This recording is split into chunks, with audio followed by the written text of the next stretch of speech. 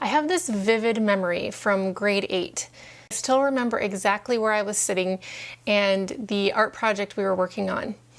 We were doing a line drawing of our backpacks, and my teacher was making her rounds through the classroom, checking in on people, seeing how they were doing, and answering any questions. And when she stopped by my desk, I remember that I made a comment, and I don't know what the comment was, but I distinctly remember her response. She looked at me and she said, "Oh, you're such a worrywart."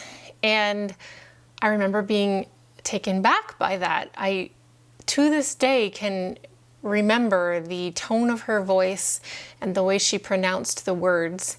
And I think that I just was surprised to be called something that seemed so unattractive to me. I mean, who wants to be called any kind of wart? And maybe this stood out to me a little bit because I recognized there was some truth in it, because I did worry sometimes. I don't know if that teacher was particularly perceptive and saw something in me, a worrier, or if I just took that comment to heart and subconsciously took on that label and believed it enough to continually find proof for it throughout my life and perhaps create proof of it. But whatever the case, I have gone through much of my life identifying as a worrier, and I often think back on that moment, and I've always felt like it's something that I didn't really have any control over. Let's skip forward to the time period that I referred to in my last video about how I became interested in mindfulness. And I am having a lot of worried thoughts. Things hadn't been going the way we planned, and I didn't know how to think about the future without worrying, because I had no assurance that things wouldn't be out of my control and continue to go wrong. So every time I would think about the future, I would be overcome with these tense feelings of anxiety and worry and fear about the uncertainty of it all. As I mentioned in my previous video, at the time I had been listening to The Power of Now by Eckhart Tolle. And in the book, he talks about how the only time we actually have is right now. So we don't have the past anymore, we don't have the future yet, we just have the present. So if we're sad about something that happened in the past, or worried about something that might happen in the future, we're putting our minds into the past or the future, and we're not fully experiencing the present moment. There's this quote that says, if you're depressed, you're living in the past. If you're anxious, you're living in the future. And if you're at peace, you're living in the present. So I started to experiment with this. And anytime that I started to feel that anxious, worried feeling coming up, I would pause and I would ask myself some questions. Are you in pain?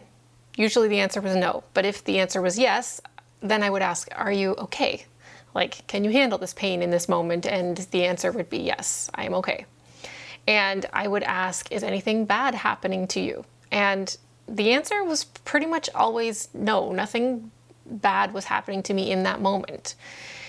And then I would think about those 5 senses again, and what each of those senses was experiencing in that moment. So what am I feeling? What am I hearing? What am I seeing, smelling, tasting? And these would help me to realize that in the present moment, I was okay. This reminded me of something that I used to do when my girls were newborn babies. When they would cry, I would go through the motions of making sure that everything was okay for them physically, to comfort them and make things fine. So I would, feed them, change their diaper, rock them, hold them to see what they needed. And I would say to them, you're okay, you're okay. And I would repeat that as I was trying to comfort them. And this exercise of taking inventory of my senses in the moment brought me right into the present moment and kind of did what I did for my girls and told me, you're okay, you're okay. I don't have as many of those anxious, worried moments in my daily life right now, but when I do have a moment like that come up, I'll often think of this little exercise and go through the motions of reminding myself to come into the present moment and recognize that I'm okay, and that helps me to stop worrying.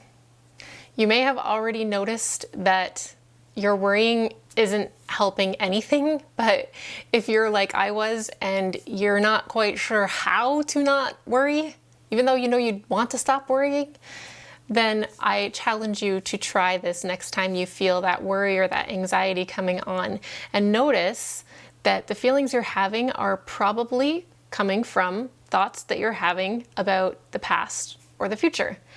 And then you can bring yourself back to living in the present by focusing your mind on what you're experiencing in that moment, by going through what your 5 senses are experiencing, and thereby showing yourself that you're okay.